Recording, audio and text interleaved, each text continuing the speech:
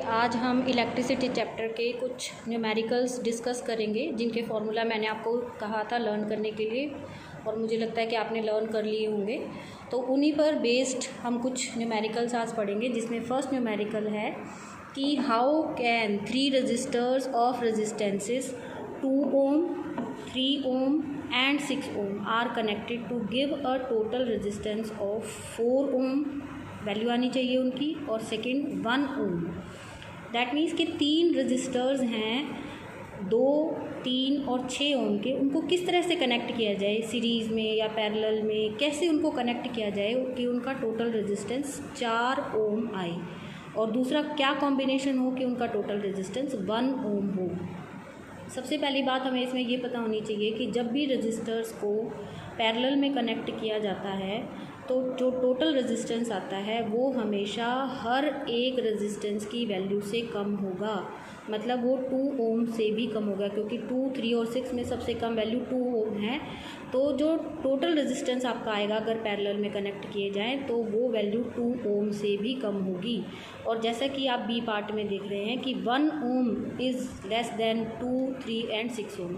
तो पहला तो आंसर हमें पहले ही मिल गया कि बी पार्ट में क्या होना चाहिए कि जो रेजिस्टेंसेस हैं they should be connected in parallel, और पैरेलल रेजिस्टेंस का फॉर्मूला है 1/Rp is equal to 1/R1 plus 1/R2 plus 1/R3। R1 की वैल्यू है 2, R2 की वैल्यू है 3, R3 की वैल्यू है 6। अब आप इसको करोगे 6 इसका एलसीएम आ जाएगा, 2 3 ज़ा 6, 3 2 ज़ा 6 एंड 6 1 ज़ा 6। That means this is equal to 6/6 और it is equal to 1 ohm. तो बी पार्ट में तो आप लिखोगे कि सभी रेजिस्टेंसेस जो हैं वो पैरेलल में कनेक्टेड होने चाहिए। ए पार्ट में आप देखो कि 4 ओम जो है वो आपने कैलकुलेट करना है। 4 ओम ना सबसे ज़्यादा वैल्यू है ना सबसे कम। इसका मतलब कुछ रेजिस्टेंसेस को पैरेलल में कनेक्ट किया गया है और कुछ को सीरीज़ में कनेक्ट किया है। अब it is an hit and trial method कि आप उनको अलग अलग कॉम्बिनेशंस में कनेक्ट करके देख सकते हो। मान लिया कि हम करते हैं कि 1, 2 और 3 ओम को आपने सीरीज़ में कनेक्ट कर दिया। सीरीज़ में जब आप कनेक्ट करोगे तो 2 प्लस तो RS series that will be equal to R1 plus R2, that means 2 + 3 which is equal to 5 Om.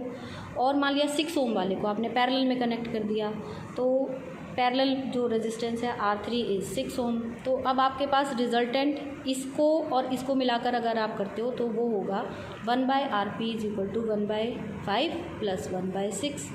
This is equal to इसका 30 एलसीएम आ जाएगा, 6 + 5 that is equal to 11/30 which is not correct. अब दूसरा combination क्या हो सकता है कि आप 3 और 6 वाले को पैरेलल में कनेक्ट कर लो, इसको आप कट कर दोगे। फिर आप लिखोगे कि अगर आपने रेजिस्टेंस 2 जो कि 3 ओम है और resistance 4 which is 3 which is 6 ohm, इन दोनों को मान लिया आपने पैरेलल में कनेक्ट कर दिया, तो आप लिखोगे कि 1/3 plus 1/6 this is equal to 1/R। It will be equal to 6, इसका एलसीएम हो जाएगा, 3 2 ज़ा 6 plus 1 that is equal to 3/6, और ये कट के और ये हो जाएगा R will be equal to 2 ohm. और एक रेजिस्टेंस आपके पास R1 जो है वो पहले ही 2 ओम रहता है, इन दोनों को आप सीरीज़ में कनेक्ट कर दो तो आप लिखोगे that will be equal to 2 + 2 this is equal to 4 ohm. आ गया। इसका मतलब क्या है कि जो 3 ओम वाला रेजिस्टेंस है वो और जो 6 ओम वाला है उनको तो आपने पैरेलल में कनेक्ट कर लिया इस तरह से कि ये हमने ले लिया इस तरह से,